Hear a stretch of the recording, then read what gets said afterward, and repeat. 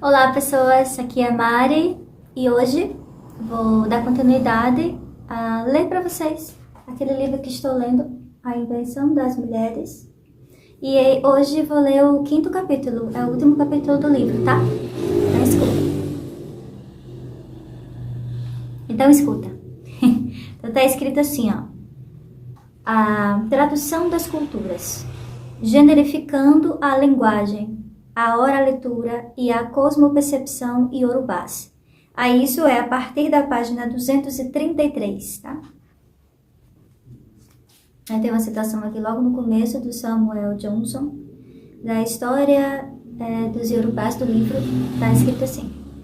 Nossos tradutores iorubás, em seu zelo em encontrar uma palavra que expressasse a ideia inglesa para sexo, em vez da idade, cunharam a palavra oracurim, isto é, parente masculino, arabirim, parente feminino.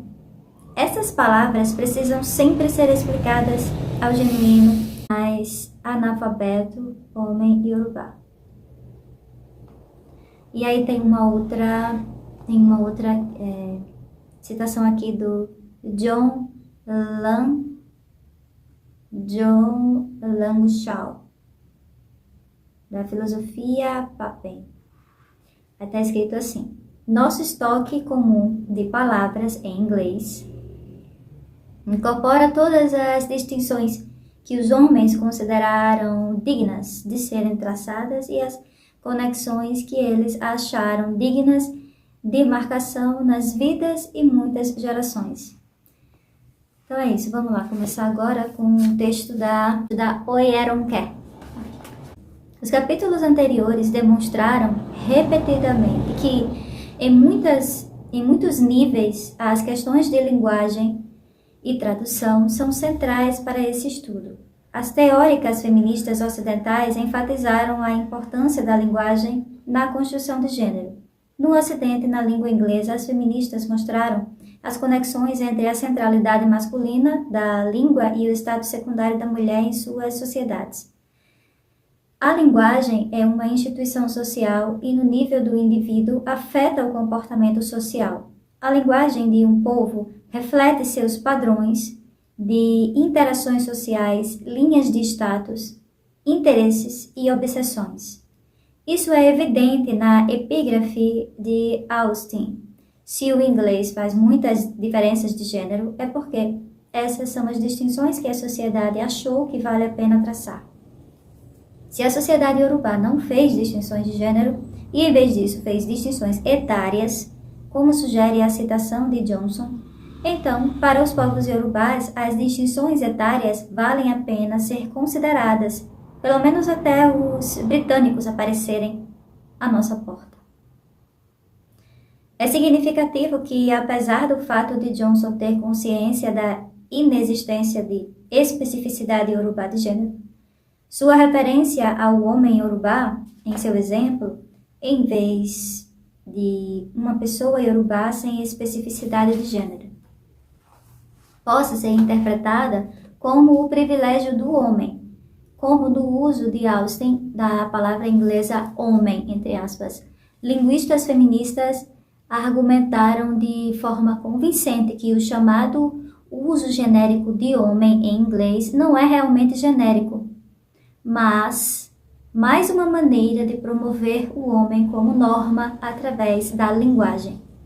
A questão que isso levanta é a seguinte: em um ambiente em que essas duas línguas em interação iorubá e inglês articulam valores culturais diferentes, como distinguimos entre a ausência de gênero na língua iorubá e a andronormatividade do inglês no discurso e na escrita de pessoas iorubás bilíngues. Essa questão tem um significado especial quando analisamos a literatura e a tradução cultural. Richard Gilman, escrevendo sobre a importância da linguagem na sociedade, resume a relação entre linguagem e gênero. A natureza da maioria das línguas nos diz mais sobre a estrutura hierárquica dos relacionamentos homem-mulher do que todas as histórias de horror físico que poderiam ser compiladas.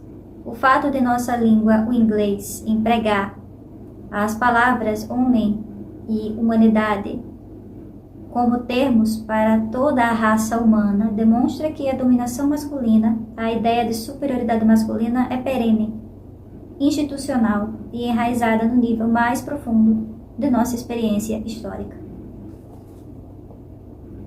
Não é de surpreender, portanto, que em uma sociedade onde o gênero seja o princípio organizador principal, as distinções de gênero sejam repetidas na língua. Como mostrei no capítulo 2, o Yorubá é uma língua sem especificidade de gênero. Os nomes e pronomes iorubás não distinguem o gênero. Os pronomes da terceira pessoa, o e von, são usados para homens e mulheres. Primeiro é usado em referência a uma pessoa que está em uma posição inferior ou igual ao enunciador. O último, o pronome formal, é usado para pessoas idosas e com status mais elevado. A ausência de categoria específicas de gênero no idioma é um reflexo do grau em que as diferenças sexuais na Yorubalândia não formam a base das categorias sociais. Portanto, a falta de palavras em Yorubá traduzíveis como filho, som, filha, irmão, irmã, em inglês, refere à ausência de papéis sociais com base nesses termos de parentesco generificado. A palavra homo é usada para se referir à prole masculina e feminina. Egbin e Abaru são as palavras que denotam a irmandade independentemente do sexo, sendo a distinção entre irmãs e irmãos mais velhos e mais novos. É a senioridade que é linguisticamente codificada na língua iorubá. No entanto, o iorubá e o inglês mantiveram contato próximo nos últimos 150 anos, devido à colonização e à imposição do inglês como língua franca da Nigéria. Muitas pessoas iorubás agora são bilíngues. O impacto do inglês sobre o iorubá continua a ser sentido por meio de palavras-chave, tradução da cultura iorubá para o inglês e a adoção de valores ocidentais. O papel do estabelecimento educacional é crucial nesse processo. A escolaridade e a pesquisa acadêmica representam as formas mais sistemáticas pelas quais a sociedade e o discurso iorubá estão sendo generificadas. O foco desse capítulo é investigar o impacto do inglês na língua, literatura e sociedade iorubás, no que se refere a questões de gênero. Talvez não seja surpreendente para quem estuda a cultura iorubá o fato da isenção de gênero na língua não ser segredo. O intrigante, no entanto, é o fracasso de muitas dessas pessoas dedicadas à pesquisa em examinar o significado e as implicações desse fato em seu próprio trabalho. Alguns exemplos serão suficientes para demonstrá-lo. Depois de ler o trabalho de Ayodele Agundip, uma estudiosa da literatura iorubá, o crítico literário Henry Louis Gates, Jr., supôs de forma correta que, abre aspas, metafisicamente e hermeneuticamente, pelo menos os discursos Fon e Yorubá são verdadeiramente sem gênero, oferecendo à crítica literária feminista uma oportunidade única de examinar um campo de textos, um universo discursivo, que escapou da armadilha do sexismo inerente ao discurso ocidental, fecha aspas. Quem pesquisa a língua e a cultura iorubás tende a não compreender o pleno significado da neutralidade iorubá de gênero, mesmo quando esse fato é reconhecido. O próprio Gates não está livre dessa contradição, pois é rápido em acrescentar um aviso de que, ao reconhecer a falta de gênero iorubá, ele não está tentando mostrar que não há sexismo nessa sociedade, mas apenas que os universos discursivos e hermenêuticos iorubás não são enviesados pelo gênero. Como a linguagem faz parte do comportamento social, é impossível separar o discurso e o comportamento social iorubá, como sugere Gates. Ayo Bungbose, o principal linguista iorubá, escreve, abre aspas, Uma afirmação sobre gênero em Yorubá é sem nenhuma base real na língua. Em vez disso, deve ser vista como uma afirmação sobre a estrutura inglesa transferida para o Yorubá. Fecha aspas. No entanto, na discussão de Bang Bose sobre os romances de Fagunwa, o romancista Yorubá pioneiro, ele destaca as mulheres, entre aspas, como um dos temas sem levantar qualquer dúvida, independentemente de sua afirmação anterior sobre a ausência de categoria de gênero no Yorubá. Discutir mulheres como tema é fazer uma afirmação estereotipada do gênero, como elas, as mulheres, ficam com os homens quando as coisas estão boas. Além disso, Bang Bose continua discutindo outro tema nos romances que ele chama de O Homem e Outras Criaturas. Questionando o romance de Fagunwa, ele observa que o homem é mostrado como inimigo de outras criaturas. Mamíferos, pássaros, cobras, peixes, todos odeiam os homens. A razão disso é a crueldade do homem. Pareceria a princípio que seu uso de homem nesta passagem pudesse ser lido como para incluir as fêmeas, mas aparentemente não. Pois ele continua fazendo a seguinte afirmação, abre aspas, esses comentários sobre o homem são, é óbvio, exagerados quando tomados como referência aos homens em geral. Mas é verdade que essas características são encontradas em graus variados, pelo menos em alguns homens. Essa declaração, em conjunto com suas afirmações anteriores, cria pelo menos confusão sobre a noção de gênero entre os povos iorubás e seu uso por Bang Bose. Da mesma forma, em um estudo abrangente sobre Ariki, poesia de louvor, um gênero oral iorubá, Karen Barber chega à seguinte conclusão. Diferentemente de muitas culturas africanas tradicionais, o mundo iorubá não é dicotomizado em setores masculinos e femininos nitidamente distintos. Os rígidos pares de correspondências que aparecem em tantos relatos da cosmologia africana não aparecem aqui. A casa não está dividida e o mundo mental é esculpido em função dos domínios masculino e feminino. No centro do estudo de Barber, no entanto, está a ideia de que existe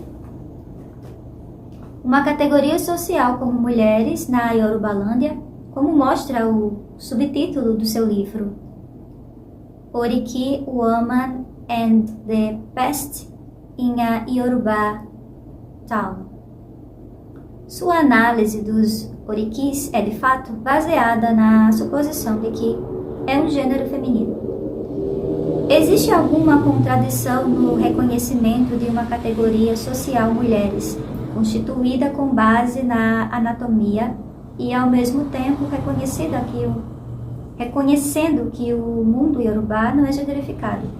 A associação feita por Barber entre os orikis e as mulheres está relacionada ao papel especial das esposas.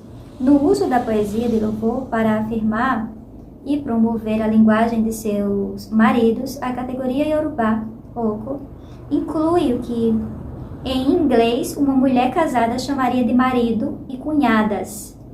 Portanto, não é relativa ao gênero, mas indica a participação na linhagem.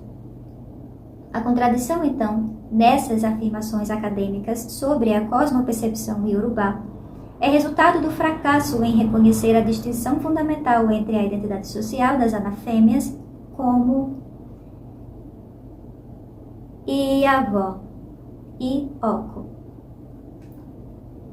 com todas as suas implicações para papéis sociais, acesso e até mesmo questões de lugar e identidade.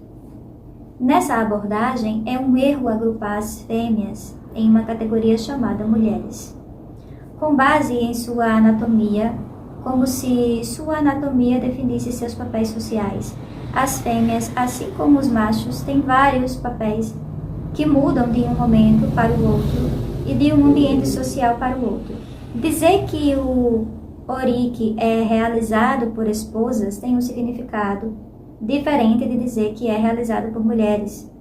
Por quê? em qualquer reunião particular na Yorubalândia, nem todas as fêmeas são esposas. De fato, haveria outras fêmeas que são definidas como maridos, em relação às esposas que cantam os louvores. Vou ler de novo esse trecho aqui, ó. Haveria outras fêmeas que são definidas como maridos, em relação às esposas que cantam os louvores. Generalizar o papel de esposa para todas as fêmeas, o que acontece quando se as rotula como mulheres, entre aspas, e distorce a realidade iorubá. O problema, como indiquei anteriormente, não tem relação com o fato de que quem pesquisa tende a se concentrar no casal e na prole como a unidade de análise, vendo assim as fêmeas apenas no papel de Iavã e avó, e os homens apenas como Oco, uma vez que, após o casamento, muitas noivas moram com sua família conjugal. Mas, uma vez, uma análise cuidadosa da discussão de Bangbose sobre o tema das mulheres em Fagumva mostrará que o retrato estereotipado das fêmeas se concentra exageradamente em seu papel de esposas. Isso não faz justiça aos outros papéis definidos. Vejamos, elas, as mulheres, ficam com o homem enquanto as coisas estão bem. Ou o declínio do pai, do herói, em quase todos os romances, se deve principalmente ao acúmulo de esposas. Uma mulher, felicidade plena, duas mulheres, dois problemas. Parece que a esposa é usada nesses escritos como sinônimo de mulher, como se a sociedade iorubá fosse como as sociedades ocidentais, onde até recentemente a identidade social de uma esposa era total definida à mulher. Nenhum papel isolado define Obirim na Yorubalândia. Se algum papel é preponderante, é a maternidade,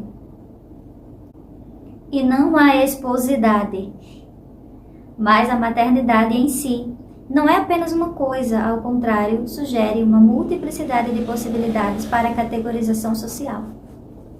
Sem dúvida, mudanças nas instituições e organização social ocorreram na Yorubalândia desde a colonização britânica, e qualquer discussão sobre hierarquias sociais e sobre a cosmopercepção iorubás deve reconhecer essas mudanças. Essa análise deve especificar o período histórico e a dialética das construções autóctones e das adoções impostas. A dialética da cosmopercepção autóctone e dos valores e instituições ocidentais impostos ou adotados representa o desafio para interpretar os processos sociais em nossas sociedades no período contemporâneo. É nesse contexto que se pode entender a importância da leitura que o crítico literário Olakunle George fez do primeiro romance de Fagumva.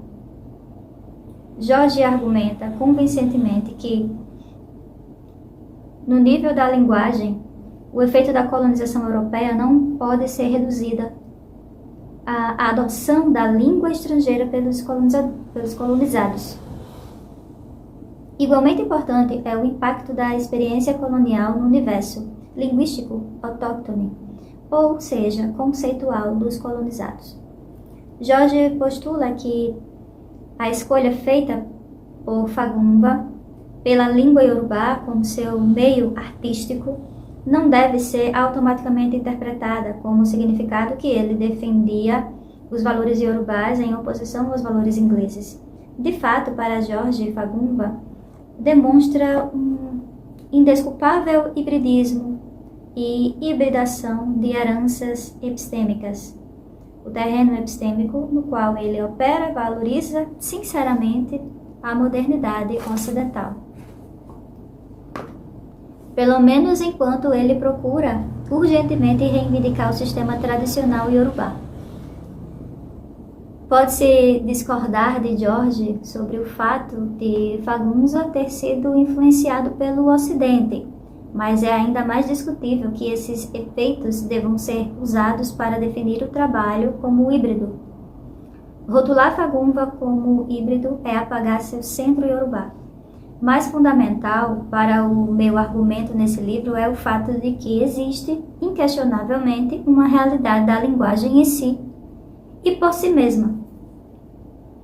Portanto, a escolha do iorubá por Fagumva como o idioma de seu trabalho tem importantes implicações além da oposição binária entre nativos e estrangeiros e a dialética de sua articulação. Por um lado, no nível da política da linguagem, na situação colonial, Fagumva se coloca ao lado dos povos iorubás e a serviço da língua iorubá. Uma instituição iorubá, sua contribuição para a cultura não pode ser subestimada. Sem dúvida, em contato, as línguas afetam umas às outras, e nesse sentido, nenhuma língua é uma ilha. Por exemplo, no caso iorubá, o inglês não é o único idioma do qual houve empréstimos extensivos. A usar tem sido uma fonte mais antiga do vocabulário iorubá. A questão mais importante, no entanto, é a natureza do contato, pois isso tem um efeito enorme no sentido quantidade e conteúdo da troca. De fato, a escolha de chamar essas intrusões linguísticas de empréstimo ou imposição repousa no contexto social do contato. O povo iorubá foi colonizado pelos britânicos. Nesse contexto, imposição é a descrição mais precisa dessa situação específica, pelo menos em uma primeira instância. Além disso, em um contexto no qual duas línguas em interação, como o iorubá e o inglês, defendem valores culturais diferentes, fica explícito que a questão da tradução e do empréstimo não é um inócuo contato entre as línguas, mas é importante para o impacto colonial e suas implicações negativas para a cultura receptora. Um problema mais profundo associado à imposição de valores europeus à cultura iorubá por meio da tradução foi observado por outras pessoas dedicadas à pesquisa. O crítico literário Olabi Iyai considera as traduções acríticas do iorubá para o inglês essencialmente um fracasso em reconhecer as diferenças epistemológicas entre as duas culturas. Isso, segundo Adeleke Adeeko, resulta em uma insistência acrítica de quem pesquisa encontrar equivalentes de termos ingleses em iorubá, como se eles definissem constantes humanas. Esse problema não é novo, como mostra a epígrafe de 1877 de Samuel Johnson, no início desse capítulo. Agora eu vou entrar em outro tema dentro do capítulo 5, traduzindo culturas. Página 240. Comentando a qualidade musical da língua iorubá, Uli Beer observa corretamente que quando o iorubá é traduzido para o inglês, o poema é deixado de fora.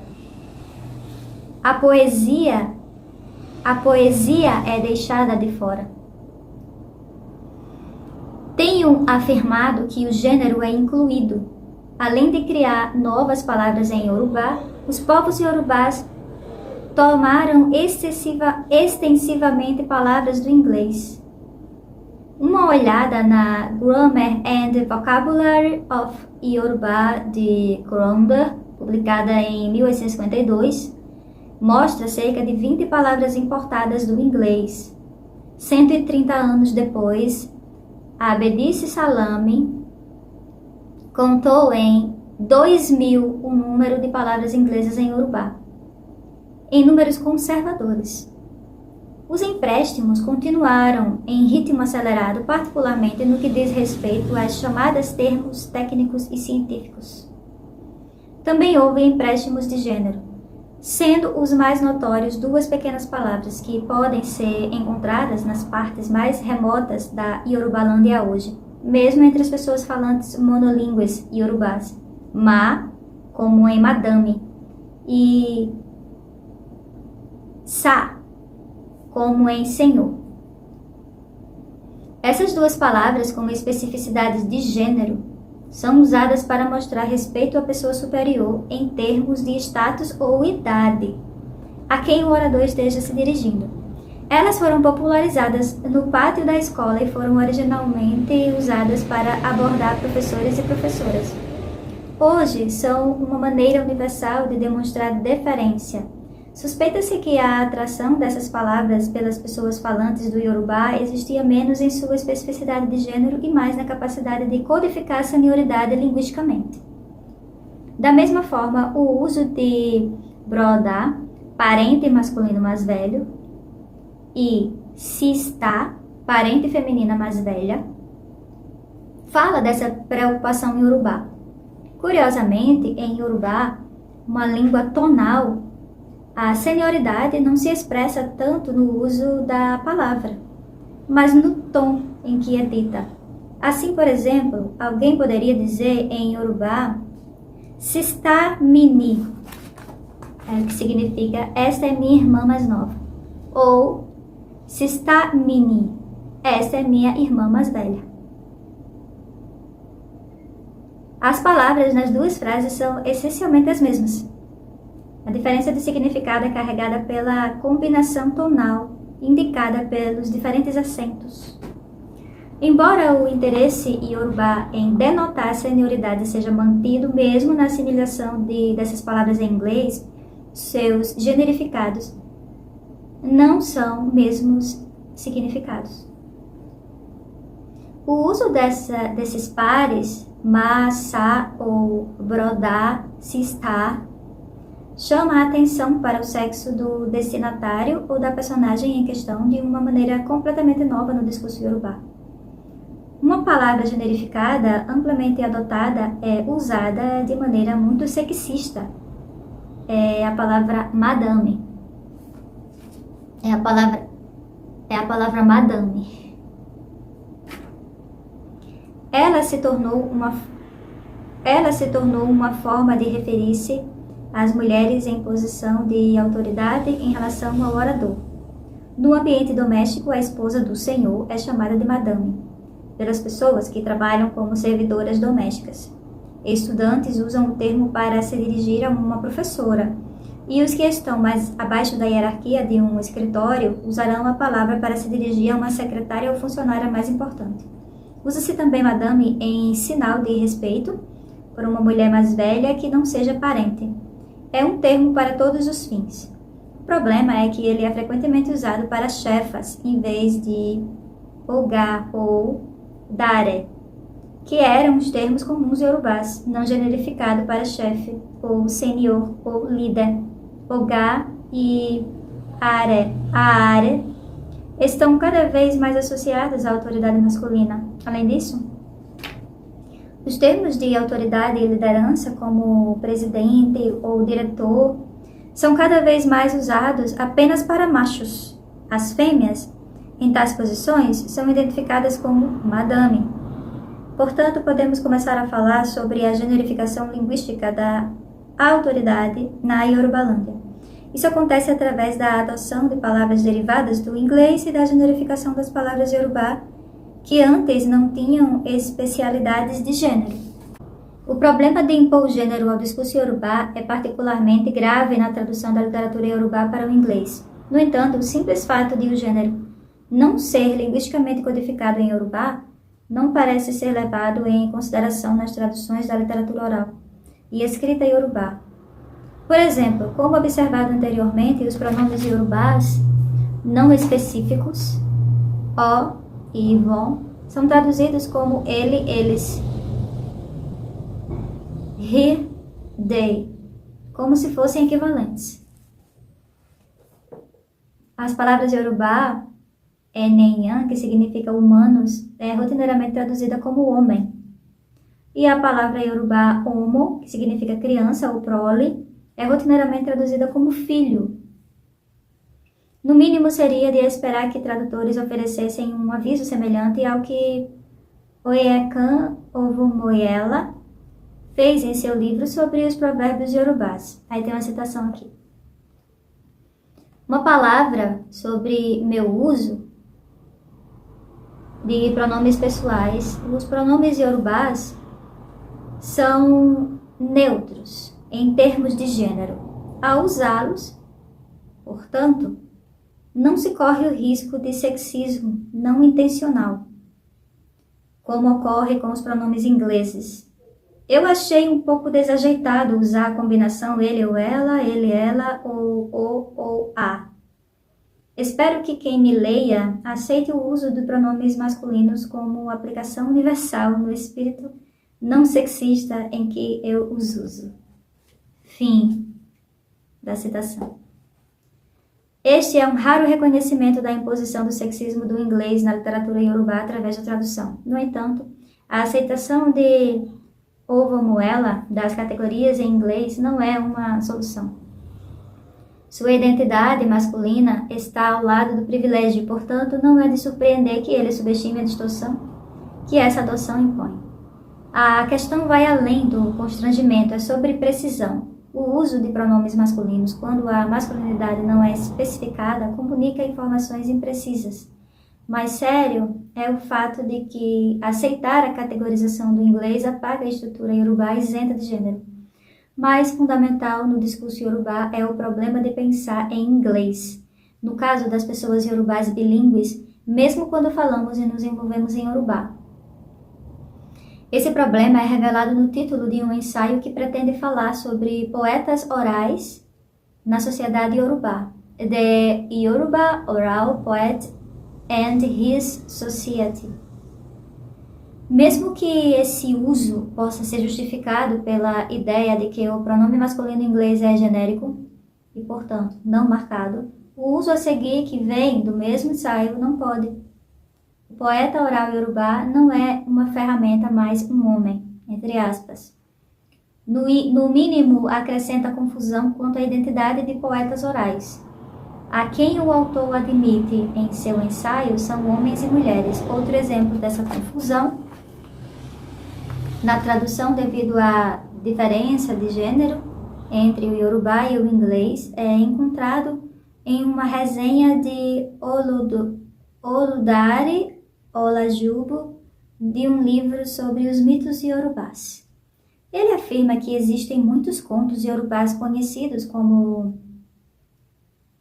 Seiyan Seranko, que devem ser traduzidos como ser humano, ser animal, mas que Olajubo traduz como ser homem, ser animal. Nitidamente, em iorubá, a ênfase está em um ser humano se transformando em animal, mas a implicação de sua tradução é de que pessoa masculina se transformando em animal. A palavra iorubá, Eniyan, não significa homem, ressalta os seres humanos em geral, humanidade. Muitas das pessoas que registraram e traduziram a literatura oral iorubá são treinadas como críticos literários e, portanto, a principal ferramenta de seu trabalho é a linguagem. Portanto, não se pode desculpar sua falta de atenção a um leitor tão crítico na tradução do iorubá para o inglês. Assim, construções como esta, de outro estudioso iorubá, são preferíveis. Poetas orais iorubás não apenas procurarem explicar o mundo, também alimentaram as chamas da curiosidade das crianças. Obviamente, o inglês pode ser usado de maneira menos generosa. A formação das pessoas iorubás dedicadas à pesquisa faz parte do problema. E esse fato também foi apontado como uma razão para o privilégio da literatura escrita sobre o oral, sobre a oral, a escrita sobre a oral. As observações de Olabi e Ai são relevantes. As pessoas que criticam a poesia escrita antes de se especializarem na oralidade. Essa inversão cronológica, aparentemente inofensiva, é consagrada como lógica na medida em que a crítica da literatura escrita serve de base à crítica da poesia oral, sendo esta última vista como seu apêndice. A literatura escrita na Yorubalândia é principalmente a literatura escrita por iorubás em inglês e até a literatura em língua iorubás é influenciada pelo inglês. Isso ocorre porque a maioria das pessoas dedicadas, se não todas, a escrita da literatura são bilíngues Yorubá/inglês, formadas principalmente em inglês. Como resultado, o viés de gênero transmitido em inglês é transformado para a literatura Yorubá. A pesquisa em língua e gênero vai além da análise da estrutura da língua. As feministas também estão preocupadas com as diferenças de gênero no uso da língua, e algumas delas argumentam que a diferença entre o discurso de homens e mulheres está relacionada ao sexismo na língua inglesa. Nos Estados Unidos, por exemplo, algumas pessoas dedicadas à pesquisa argumentam que homens e mulheres falam diferentes idiomas de gênero. Não há evidências suficientes sobre sociedades não ocidentais para justificar uma conclusão tão decisiva. No entanto, os antropólogos também se preocuparam com a relação entre gênero e fala e articularam uma maneira de conceituá-la em um subcampo conhecido como etnografia da fala. De acordo com Joel Schaeser, a etnografia da fala está preocupada com o uso da linguagem no contexto social e cultural. Ela também se preocupa com as maneiras pelas quais as formas de discurso e os padrões da fala estão relacionados aos vários papéis de uma sociedade, como os de homens e mulheres. Ele continua sugerindo que a distinção de gênero na linguagem em sociedades industrializadas estão, por um lado, relacionadas à gramática superficial, à maneira de falar, que usa certas categorias de palavras mais que outras, e assim por diante. Por outro lado, ele diz que nas sociedades não industrializadas está relacionada ao gênero verbal, definindo como formas de categoria de discurso reconhecidas culturalmente, roteirizadas e, às vezes, embora não necessariamente, abertamente marcadas e formalizadas. Nesse contexto, e dadas as abordagens de gênero, a literatura iorubá, por pessoas dedicadas à pesquisa como Barber, deve se colocar a questão: existe uma base de gênero para a performance e a classificação de gênero oral iorubá? Existe uma base de gênero para a performance e a classificação do gênero oral iorubá? Pessoas dedicadas à pesquisa que tentaram classificar o gênero oral iorubá concluíram que a poesia iorubá é classificada não tanto por seu conteúdo ou estrutura, mas pelo grupo ao qual o recitador pertence e pelas técnicas de recitação que ele ou ela emprega. Assim, vários gêneros foram identificados e estudados. Eles incluem Ialá, poesia de caçadores e devotos de Ogum, cantada em reuniões sociais. Ive, poesia cantada por membros do culto Egungun, isto é, mascarados. Iere, Ifá, cantos executados por sacerdotes e divinadores. Oriki, poesia laudatória, um gênero cotidiano cantado mais notavelmente por esposas da linhagem e cantores de louvores profissionais. Itan, histórias contadas pelos anciãos da linhagem sobre a cidade e a família em ocasião especial ou quando houver necessidade. Aí, Ekun e Avó, ou Rará e Duvô, lamentos de noiva cantados na véspera do casamento. O Supipê, cantos executados pelos devotos da divindade Exu. Aí, Sangô Pipé, cantos executados pelos devotos da divindade Xangô. Ogum Pipé, cantos executados pelos devotos da divindade Ogum. Oiá Pipé, cantos realizados pelos devotos da divindade Oiá. Ové, provérbios usados na fala cotidiana por qualquer pessoa. Alô Apomó, enigmas para entretenimento de crianças e adultos. Aló, contos populares. A maioria dos gêneros é realizada por grupos de linhagem ocupacionais e ou religiosos. Ila, Ive, Ileifa, Sangopipe, Iolapipe e Exupipe se enquadram nessa categoria. Como na Yorubalândia a religião e as ocupações são baseadas na linhagem, o acesso a cada gênero é moldado por outros fatores que não o sexo. A partir da abordagem da etnografia da fala, parece que um gênero como Ekun Iofo, que é o lamento das noivas, pode ser classificado como gênero feminino, principalmente porque os lamentos estão associados a mulheres na literatura intercultural. Essa classificação estaria equivocada, no entanto, porque Ekun e avó está relacionada ao papel social de uma noiva, não a sua anatomia. A uma noiva, não a sua anatomia. Que é alguém que deve deixar sua família natal para ir viver com um estranho na habitação do marido. É uma apresentação única na vida de cada noiva, e homens e mulheres idosos estão envolvidos no ensino da noiva em preparação para esta apresentação pública. Se uma fêmea nunca se torna noiva, não tem motivo para fazer essa poesia oral. Além disso, como o conteúdo de um gênero oral iorubá é indistinguível de outro, a razão da apresentação em vez do conteúdo torna-se a característica distintiva. Como explica Olajubu, todas as principais formas da poesia iorubá se baseiam em uma fonte comum de nomes laudatórios, provérbios e ditados sábios. Eles empregam o mesmo padrão da linguagem poética. A maioria dos gêneros verbais iorubá se baseia nos orikis, classificados como um gênero por si só. Mas as poesias dedicadas à pesquisa também notaram a dificuldade de distinguir o oriki de outros gêneros devido à sua onipresença. Barber chama o oriki de discurso mestre, devido às suas expressões múltiplas na vida cotidiana. Outros gêneros verbais são compostos principalmente por ele.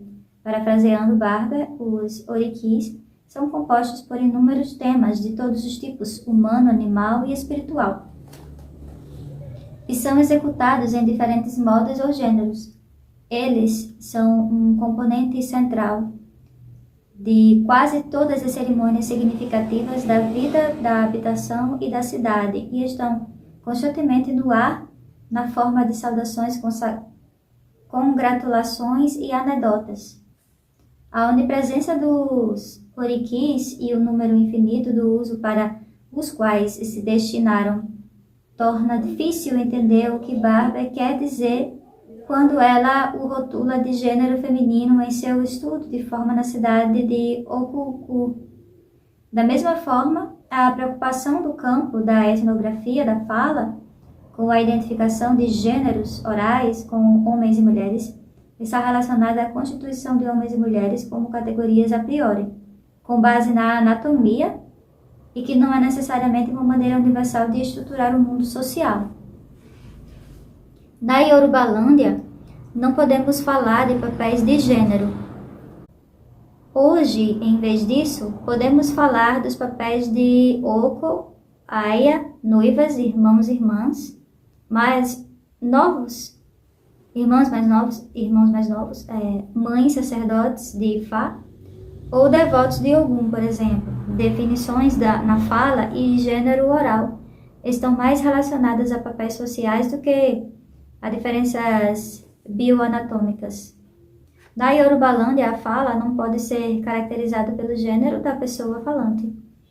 Pelo contrário, a posição na qual se fala determina o modo de discurso e a escolha dos pronomes. Por exemplo, como a língua iorubá é minuciosa com relação à senioridade, apenas as pessoas mais velhas podem se dirigir a alguém como um determinado nome na fala, e também podem usar o pronome informal.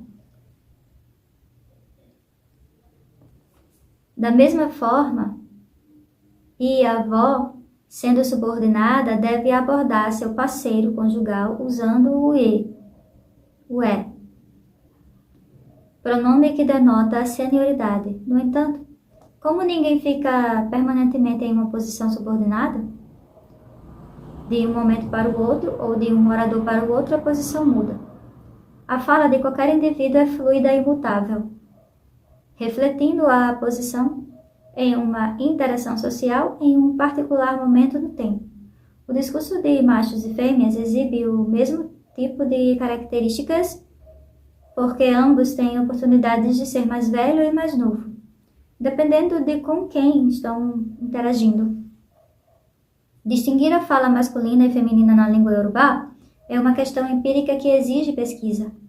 A preocupação nos últimos tempos com a rotulagem de textos como masculino ou femininos pode ser necessária em algumas culturas, mas o que torna um texto específico com relação ao gênero deve ser explicado e não assumido. Será que um texto é feminino ou do gênero feminino porque somente todas as mulheres têm conhecimento dele? Ou porque na sociedade em particular somente as mulheres têm permissão para escutá-lo, executá-lo? Ou por causa de alguns outros critérios? O ponto é que as condições desse tipo de categorização devem ser explicitamente estabelecidas. Aí entrando em outro ponto aqui, do capítulo 5, que está na página 247, está escrito assim, fazendo gênero, 2 pontos, uma pesquisa arriscada. Esta seção analisa um estudo da tradição oral iorubá que levantou questões interessantes sobre gênero e língua, além de oferecer um estudo de caso sobre como as predileções ocidentais de gênero são impostas à cultura iorubá. O estudo é intitulado Esu Elegbara, de Ayodele Ogundip. É um estudo sobre Exu, a divindade iorubá da incerteza, realizada por meio da poesia, narrativas e mitos laudatórios coletados com os devotos da divindade.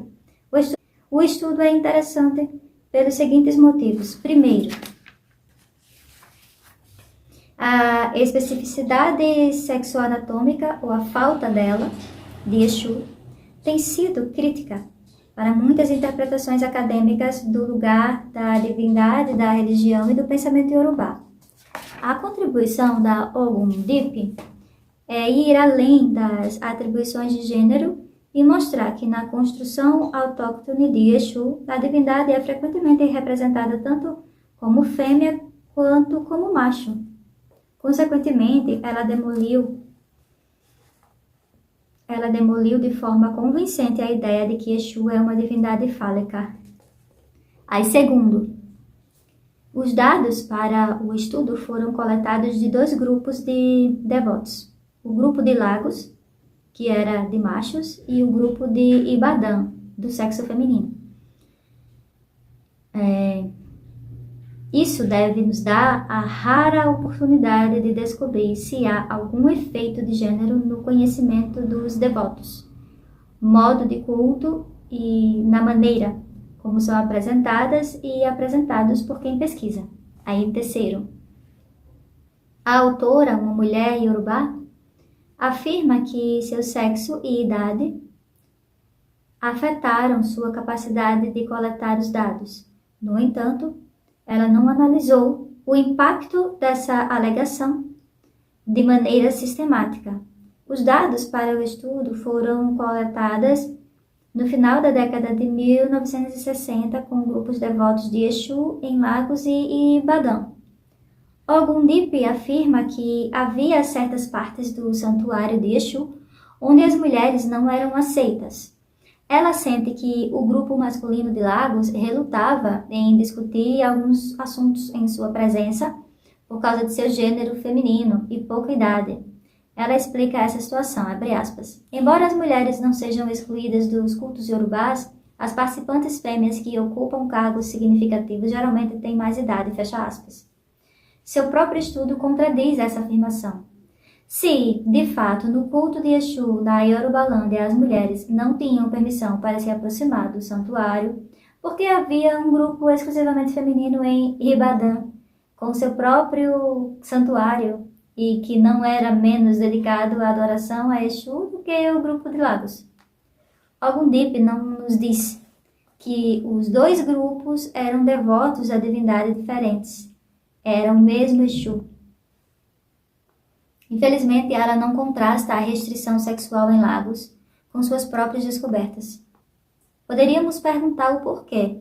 Sua afirmação de que mulheres não são excluídas, mas que apenas mulheres com mais idade poderiam ocupar posições de liderança, tem as seguintes implicações. Cultos religiosos são fundados por homens na Yorubalândia e mulheres são incluídas ou excluídas. Isso é equivocado. Considerando que ela descobriu que existem cultos religiosos femininos, masculinos, mistos e outros na Yorubalândia. Além disso, o recrutamento por cultos religiosos geralmente é baseado nas linhagens. No nível do indivíduo, está relacionado a problemas pessoais na família, que podem levar ao culto de uma divindade ou de outra. Por exemplo, 2 dos informantes de Ogundip, em Lagos, havia se tornado devotos, porque foram consagrados ao culto por sua mãe, que havia feito tal promessa a Exu. Por outro lado, a líder do grupo de Ibadan disse que havia herdado a adoração de sua mãe, que ela mesma era uma devota de Exu Late Orunva, que significa por direitos celestes. Em outras palavras, sua mãe nascera no culto. A religião autóctone Yorubá não tem restrição de gênero, tanto na fundação quanto na filiação ao culto. De fato, algumas pessoas dedicadas ao estudo das igrejas alternativas iorubás sugeriram que essa influência pode ter sido operante na fundação da seita Aladura. Muitas das suas igrejas foram fundadas por mulheres, apesar da dominação masculina no cristianismo. A observação de Ogundip de que as líderes femininas de culto têm mais idade é sempre lida para explicar que mulheres mais jovens são restringidas devido à menstruação. Essa suposição não foi testada e não é apoiada por nenhum tipo de dado. Não foi demonstrado que existiam tabus menstruais nos cultos autóctones iorubás e em algumas das igrejas cristãs iorubás, em que essas restrições foram identificadas. Vale a pena investigar a influência das religiões mundiais, islamismo e cristianismo, que possuem tais restrições. Elas sim possuem tais restrições. Finalmente, acho que é falso apontar que mulheres em posições de liderança tendem a ser idosas. Em geral, o mesmo parece ser verdade para a liderança masculina. Uma revisão contínua do estudo sugere que Ogundip aceita criticamente as afirmações de alguns de seus informantes sobre sexo e desconsidera as informações contrárias das devotas e de suas próprias descobertas. Esse privilégio dos homens pode estar relacionado aos seus próprios vieses e pressupostos que se baseiam em sua formação acadêmica e formação cristã, ambos ocidentais e importantes fontes de distinções de gênero. Isso não é específico de Ogundip. A maioria das pessoas africanas dedicadas à pesquisa tem antecedentes semelhantes. Há nitidamente um viés masculino na maneira como ela escreve sobre os dois grupos de pessoas devotas. Isso é particularmente aparente em sua biografia dos diferentes informantes. É preciso lembrar que seu principal interesse era adquirir conhecimento sobre Exu por meio da poesia oral e da prosa do culto. Em sua breve biografia das informantes, ela diz sobre Mutiu Adeleke. De todas as mulheres, Mutiu era certamente a mais bonita. Uma mulher de aparência impressionante na casa dos 40 anos, uma mulher não convencional, apesar de sua boa aparência. Sobre Agisaf, Mosebolatan, uma devota idosa de 60 ou 70 anos. As mulheres disseram que ela era uma beldade quando era mais jovem, mas achei difícil de acreditar porque ela parecia tão envelhecida e enrugada quando a conheci. Além do fato de que alguém possa se perguntar como esse tipo de informação sobre concurso de beleza, entre aspas, se relaciona com a devoção de mulheres e divindade, intriga o tipo de pergunta feita pela pesquisadora, que tenha ensejado essas declarações das mulheres sobre a beleza desabotada de Agizaf. Ao escrever sobre os homens, essa informação não são oferecidas, mesmo quando algum dip se concentra em uma aparência física. De Gibadomosdi Akane, um informante masculino, ela afirma: de porte e altura mediano, ele parecia mais alto do que realmente era, porque se mantinha muito ereto. Bola e Subi, outro macho, era um homem baixo e escuro, na casa dos 50 anos, e Moses Oloyede era um homem escuro e magro. É óbvio que ela não oferece nenhuma informação sobre quem era o mais escuro, o mais bonito dos três, como fazia com as mulheres.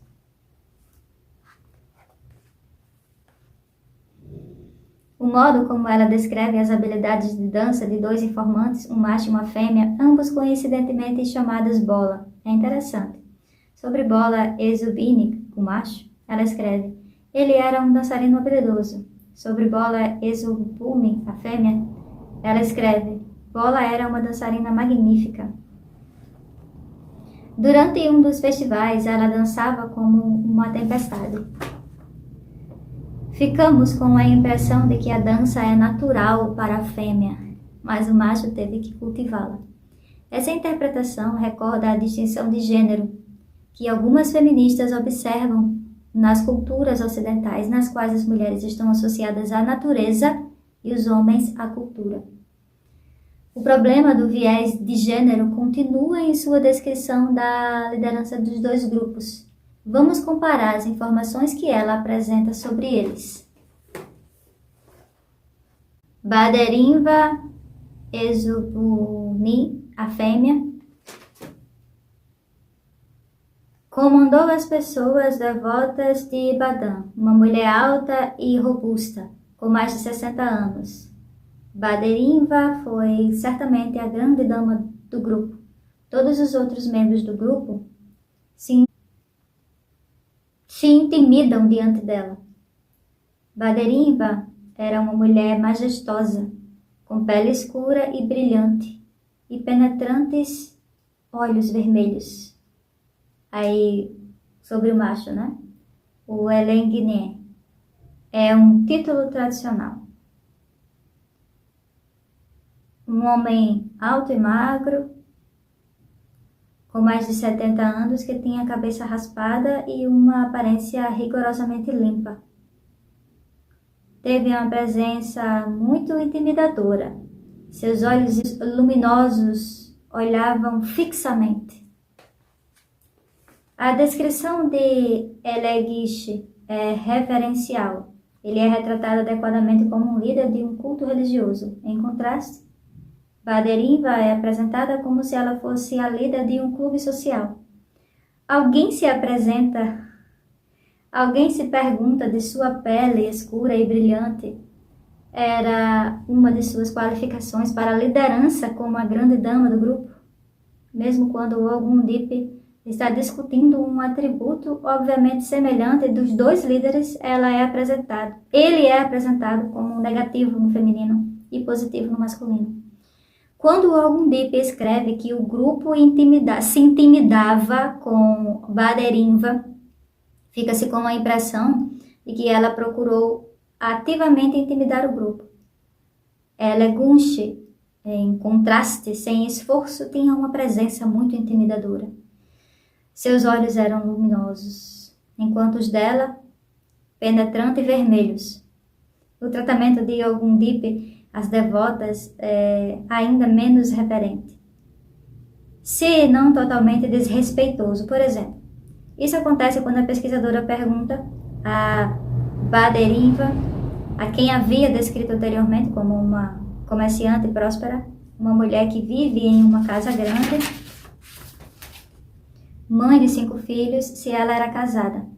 É difícil imaginar como Ogundip, uma jovem Yorubá, que se apresentava como uma pessoa de dentro da cultura, poderia ter dito para Madame Bonderinva, que teria pelo menos a mesma idade da mãe da pesquisadora: "Você é casada?"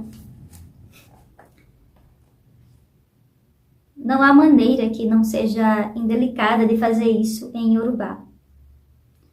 Para coroar tudo, ao relatar a reação de Banderinva a essa pergunta, Ogundip escreve que ela simplesmente deu uma risadinha.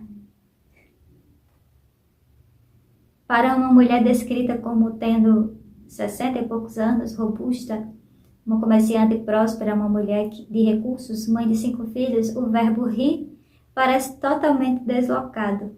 Banderinva não era uma colegial. Ela era uma líder de 60 e poucos anos, de um culto religioso. Em uma dimensão individual, as devotas são apresentadas de maneira diferente dos homens. No que tange ao coletivo, também existem diferenças, principalmente na forma como são nomeadas. Os informantes de Lagos, o grupo masculino, são referidos de várias formas, como grupo Ido, anciãos, membros, devotos de Exu e o grupo. O grupo feminino de Ibadan é simplesmente chamado de mulheres. As mulheres começaram a guardar objetos religiosos dentro da casa. As mulheres envolvidas em diferentes meios de subsistência.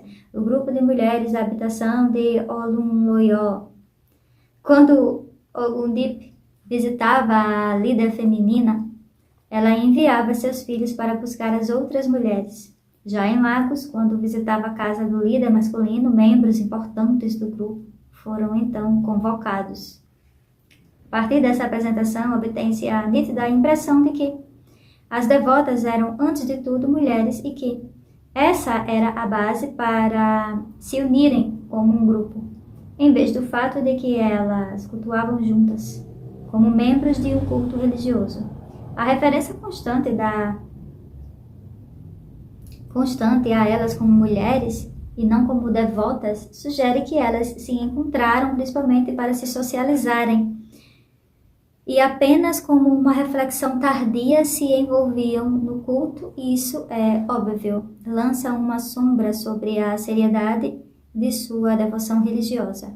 Ogundip não nos oferece nenhum fato a respeito do comportamento delas que sugerisse que as devotas eram menos dedicadas à sua divindade. Pelo contrário, ela escreve, abre aspas, Banderinva tinha um conhecimento muito esotérico do culto a Exu. Ela sempre se preparava ritualmente, assim como as outras mulheres. Antes de cada entrevista, não se podia simplesmente entrar e começar uma discussão sobre Exu. Havia sacrifícios a serem oferecidos e às vezes limpeza ritual a serem realizadas antes de qualquer discussão séria, antes que qualquer discussão séria pudesse ocorrer. Ogundip funciona como um vetor das normas ocidentais de gênero, inserindo-as em seu estudo. Maria Black e Rosalind Kovold postularam que a exclusão das mulheres como representantes de uma humanidade generalizada do idioma inglês não é produto de uma regra semântica. Em vez disso, é devido ao fato de que os atributos do homem podem de fato desaparecer em um sujeito não generificado. As mulheres, por outro lado, nunca aparecem como sujeitos não generificados. Ogundip transferiu esse problema do viés sexual da língua e da sociedade inglesas para seus sujeitos. Ela apresenta as devotas como tendo uma identidade de gênero.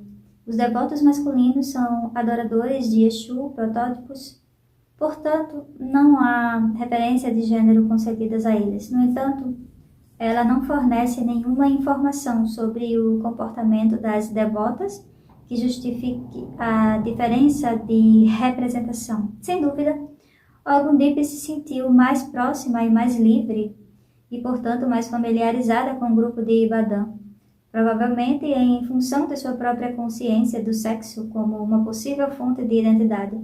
Ela menciona algumas vezes que ela e os informantes de Lagos se sentiram desconfortáveis durante suas entrevistas por causa de sua pouca idade e sexo feminino.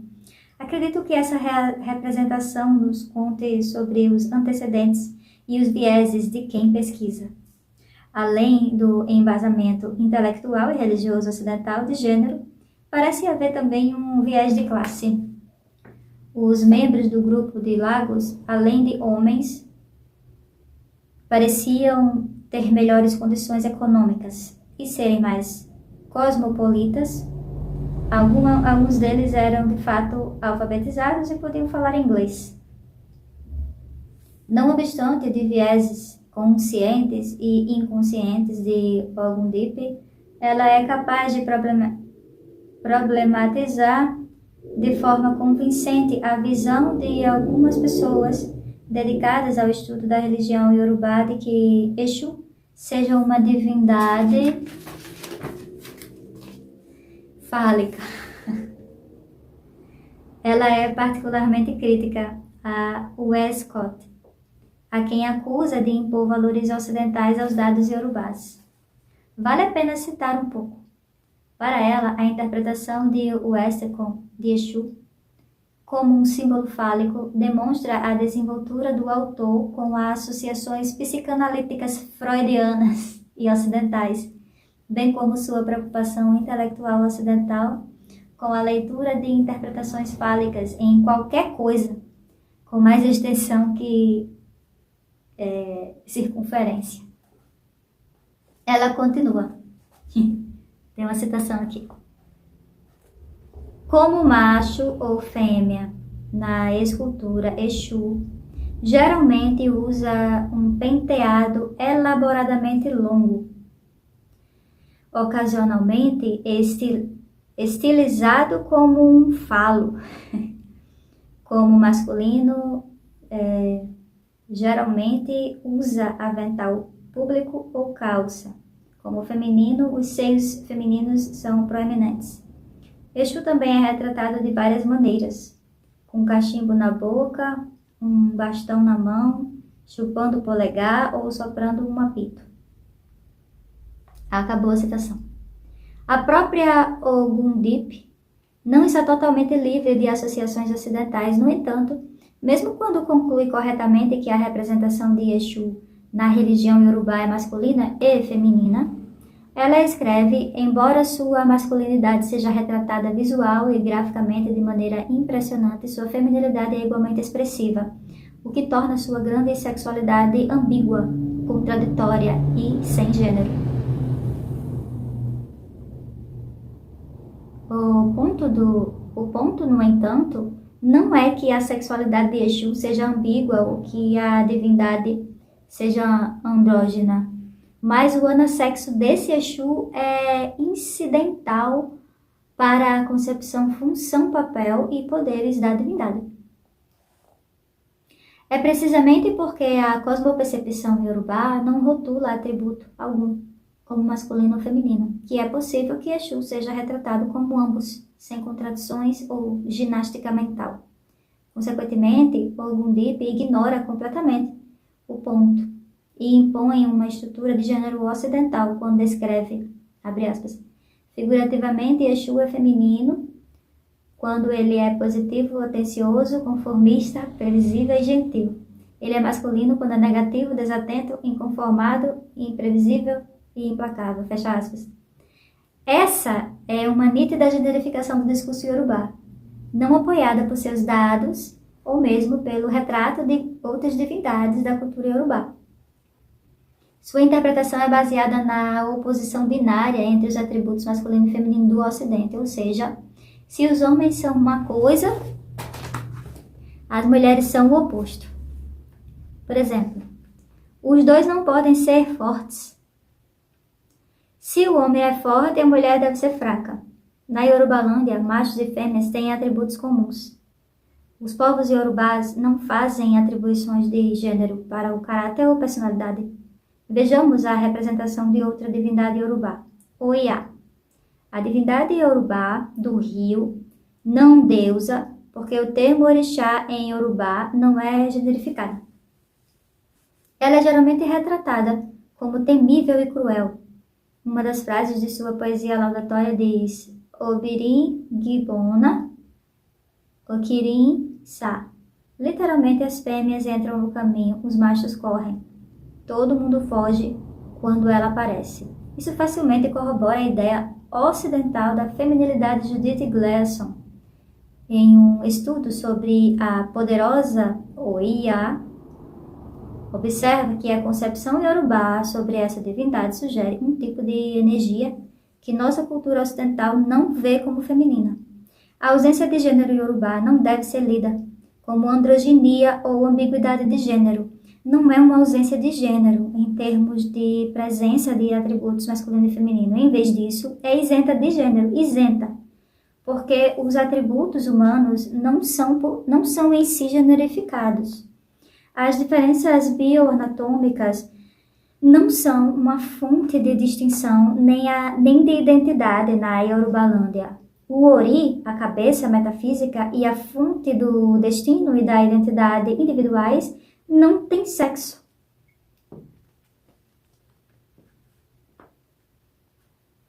As diferenças anassexuais são incidentais e não definem muito.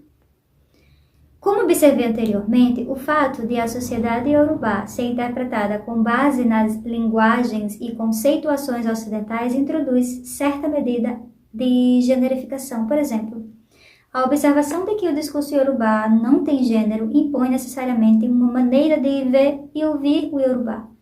Afinal, como se diria sem gênero em iorubá?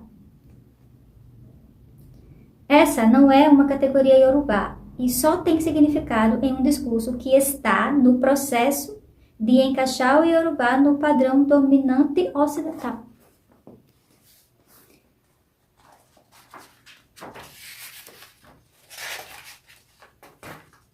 Aí agora eu vou entrar em outro ponto, estamos na página 255.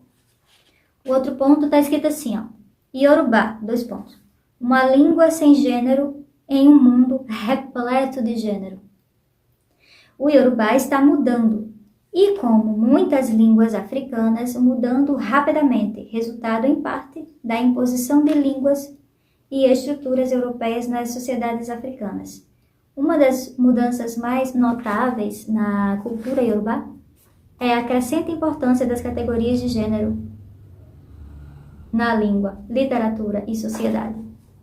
O papel de quem pesquisa e das pessoas bilíngues foi relevante no processo. No entanto, a questão dos vieses na linguagem não é apenas uma questão de uso da língua. Como as declarações são ouvidas é igualmente importante.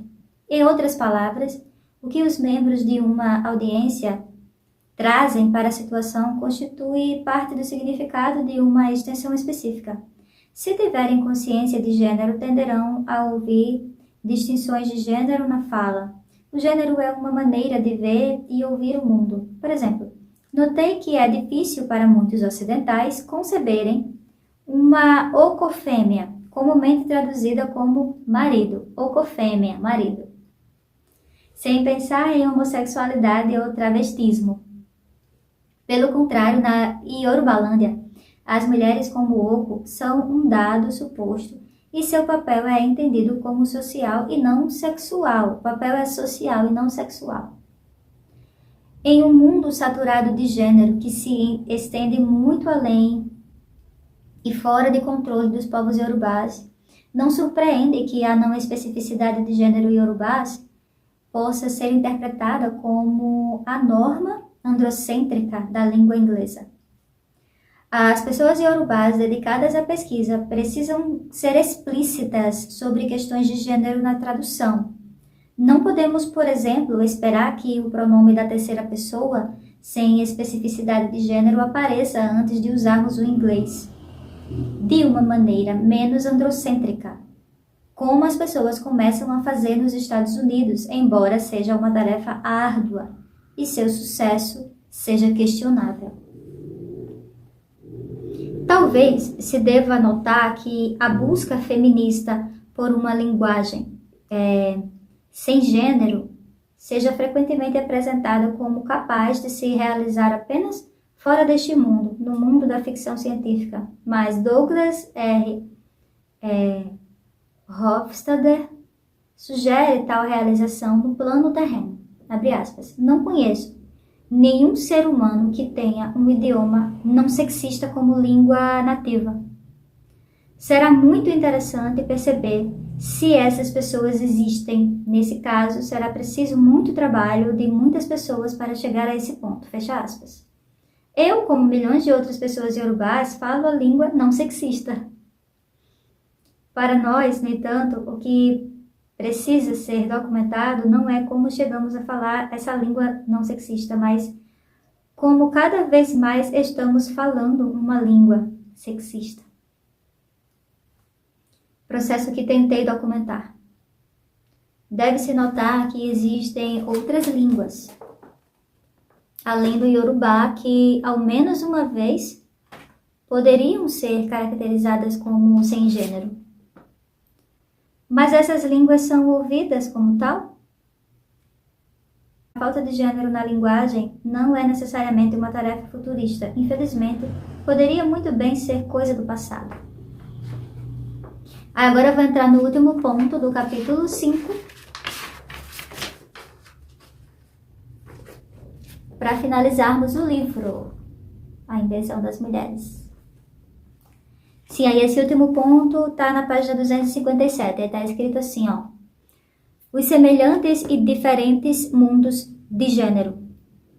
Os discursos ocidentais feministas e não feministas assumem que todas as sociedades percebem o corpo humano como generificado e em seguida organizam homens e mulheres como categorias sociais com base nessa premissa.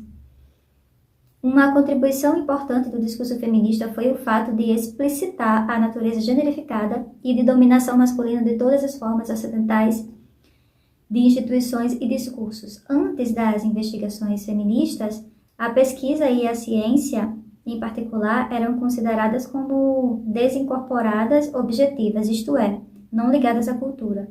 Entretanto, argumentei nesse livro que nem todas as sociedades usam a evidência do corpo para constituir categorias de gênero. Existem outras categorias que são constituídas usando a percepção do corpo e existem muitas categorias que parecem ignorar o corpo. Afinal, mesmo no Ocidente, apesar da suposição profunda de corpo humano generificado, presume-se que o corpo continua evidência para outra categoria, a raça. Os corpos generificados não são universais nem atemporais. As categorias sociais iorubás não se baseavam em diferenças anatômicas. No entanto, as pessoas dedicadas à pesquisa empregaram categorias e teorias entre diferentes culturas, sem examinar seus fundamentos etnocêntricos. Assumiram corpos generificados na Yorubalândia e em outras sociedades africanas. Este estudo argumenta não apenas que isso é um erro, mas também um obstáculo à busca do conhecimento.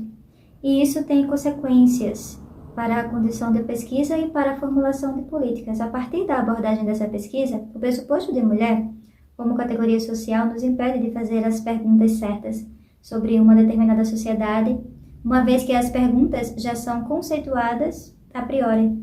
Isso nos impede, como pessoas que buscam o conhecimento, de fazer perguntas fundamentais de primeira ordem, geradas a partir das evidências de sociedades particulares. Em vez disso, o que encontramos são perguntas formatadas baseadas em experiências ocidentais que se disfarçam de universais. Por fim, não se trata de quais perguntas são feitas, mas de quem as faz e por que as faz. Talvez Algumas das armadilhas da propagação do ponto de vista ocidental como universal possam ser ilustradas examinando a maneira como as Nações Unidas foram constituídas e as políticas que elas adotam. Sue Ellen, em um livro sobre mulheres e desenvolvimento do terceiro mundo, afirma que, abre aspas, a tríade da dependência descreve a situação que existe em praticamente todos os países do mundo em que as mulheres são dependentes dos homens em políticas formais, nas esferas locais, nacionais e internacional, fecha aspas. Mas essa afirmação é verdadeira apenas porque tanto a política formal quanto a mulher, como categoria política, são produtos de um sistema internacional que foi criado e continua a ser dominado pelo Ocidente. As Nações Unidas são emblemáticas desse domínio ocidental. As atividades e políticas das Nações Unidas em torno da questão das mulheres como categoria globalmente vitimada tornaram possível a concepção de mulheres, entre aspas, como uma categoria reconhecível e sociopoliticamente vitimada. O movimento feminista ocidental foi globalizado e feministas internacionais criaram um conjunto de discursos e práticas sobre gênero e um clima de opinião mundial em torno do qual as ideias ocidentais sobre as mulheres são institucionalizadas e exploradas para todos os cantos do mundo. Portanto, em certo sentido, a divisão do mundo em esferas local, nacional e internacional é falsa, devido às inter-relações entre os diferentes níveis. De fato, a década das mulheres da ONU encapsulou o paradoxo das mulheres como categoria local e global e ajudou a iluminar o modo como ela é implantada nos diferentes níveis. As Nações Unidas declararam, em 1975, como o Ano Internacional da Mulher. Uma conferência mundial foi realizada no México, durante a qual se inaugurou o intervalo entre 1975 e 1985 como a década das mulheres. Uma conferência de acompanhamento foi realizada em Copenhague em 1980. E finalmente, em 1985, o final da década das mulheres foi marcado por uma conferência em Nairobi. A importância da década das mulheres se relaciona com a maneira como, inevocavelmente, coloca as mulheres como uma categoria vitimizada na agenda mundial. A feminilidade foi patologizada em nível global e as preocupações da feminista internacional sublinharam essa globalização do que antes era uma preocupação ocidental local. A feminista australiana Germaine Greer estava certa quando afirmou em 1975. Aí tem a citação dela aqui. A decisão de ter um ano de mulheres foi simplesmente um reconhecimento tardio da popularização do feminismo no Ocidente, cujo estilo de vida determina a autoimagem da ONU. O Ano Internacional da Mulher é uma extensão única do feminismo da Madison Avenue. As trabalhadoras agrícolas da Ásia e da África podem muito bem baixar suas enxadas e acender um Virginia Slim. Fechou aqui a citação. Mais do que isso, o foco nas mulheres pelas Nações Unidas representou uma convergência de interesses entre feministas ocidentais, governos ocidentais e as Nações Unidas. A preocupação das feministas com o controle da reprodução das mulheres coincidiu com os interesses dos governos ocidentais e das Nações Unidas em controlar o crescimento populacional no terceiro mundo. A Conferência das Mulheres em 1975 foi essencialmente uma continuação da Conferência da População da ONU, realizada em Bucareste, no ano anterior. A divergência de opinião entre feministas ocidentais e feministas do terceiro mundo nessas conferências sobre o que constitui as questões e prioridades das mulheres e ressalta a dificuldade de conceber uma categoria sociopolítica de mulheres em nível global. A década das mulheres da ONU é particularmente significativa porque institucionalizou e sistematizou em todo o mundo uma maneira ocidental específica de perceber o corpo humano. A colonização colocou esse processo em movimento. O feminismo ocidental contribuiu para isto, e as Nações Unidas, por meio de suas políticas e declarações, elevaram-no a uma norma, particularmente no nível da política formal e dos governos. As ideias ocidentais sobre gênero também chegaram às partes mais remotas do mundo. Na África, as ações de organizações internacionais são dignas de nota por proliferar essas estruturas e processos por meio da criação das organizações não governamentais, ONGs, locais de mulheres, locais e por usar as construções de gênero como uma ferramenta política. Como elas interagem com as construções autóctones é um problema empírico que depende das questões e do contexto, mas é impossível negar a influência do Ocidente na formação de discursos e práticas locais sobre gênero. O maior impacto dessas ideias ocidentais em relação à primazia do gênero é que elas dificultam a apresentação de formas alternativas de olhar para as distinções sexuais anatômicas, sem patologizar o feminino. Após os conflitos e controvérsias entre mulheres ocidentais e não ocidentais durante as conferências da década na ONU, uma pergunta recorrente foi: qual é a preocupação central das mulheres no mundo inteiro? Aline Wong, uma estudiosa de Singapura, corretamente afirmou: penso que seja o que as mulheres querem ser como mulheres. Mas, muito mais do que isso, deve-se perguntar por que essa categoria mulheres foi escolhida e qual é a composição desse grupo. Infelizmente, essas não são perguntas que são feitas antes que o construto mulheres seja imposto transculturalmente. As perguntas de pesquisa levam às respostas específicas. O fato de os parâmetros de muitos discursos ocidentais, incluindo o feminismo, serem predefinidos limita as questões que podem ser colocadas. O objetivo da minha pesquisa foi ir além dos parâmetros predefinidos, para que se possa fazer perguntas de primeira ordem sobre a sociedade iorubá. A tarefa não foi simples, porque tive de elucidar, porque, em primeiro lugar, as categorias de gênero são investigadas na Yorubalândia e porque as anafêmias iorubás foram consideradas subordinadas e vitimizadas antes mesmo que a pesquisa ser realizada em sua sociedade. Perguntas como: por que as mulheres são vitimadas ou subordinadas? E qual é a divisão sexual do trabalho? Não são perguntas de primeira ordem em relação à Yorubalândia, porque essas duas questões pressupõem os gêneros.